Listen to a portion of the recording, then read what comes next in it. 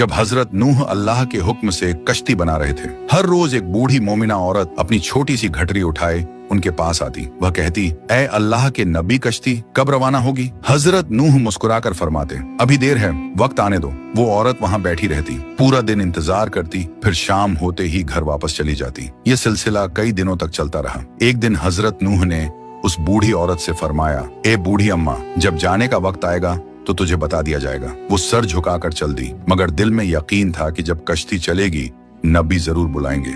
वक्त गुजरता गया, फिर अल्लाह का अजाब आ गया। जमीन पर तूफान बर्पा हो गया, पानी हर तरफ फैल गया और हजरत नूह की कश्ती रवाना हो गई। लेकिन हजरत नूह उस औरत को बुलाना भूल गए। जाहिरी तौर पर ऐसा ही हुआ। तूफान थम गया, समंदर की लहरें रुक गईं। कुछ वक्त बाद हजरत नूह के दिल में ख्याल आया कि चलो उस शहर को देखा जाए जहां से सब कुछ शुरू हुआ था। वो कश्ती से उतरे और शहर की तरफ चल दिए। जब शहर पहुंचे तो देखा हर तरफ वीरानी और तबाही है, मगर एक कोने में एक झोपड़ी से रोशनी आ रही थी, एक दिया जल रहा था। हजरत नूह हैरान हुए, इतना बड़ा तूफान आया, सब कुछ डूब गया, लेकिन ये दिया कैसे जल रहा है? उन्होंने जोर से अल्लाहू अकबर कहा। झोपड़ी का पर्दा उठा, वही बूढ़ी औरत घटरी उठाए बाहर आई और मासूमियत से बोली, या नबी अल्लाह, क्या कश्ती अब तैयार है? चलें। हजरत नूह की आंखें हैरत से फैल गईं।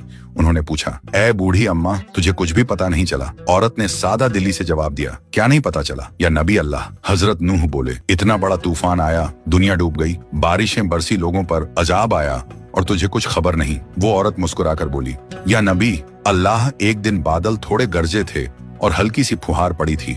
बस हजरत नूह ने आसमान की तरफ देखकर फरमाया, ए मेरे रब, यह क्या मौजा है?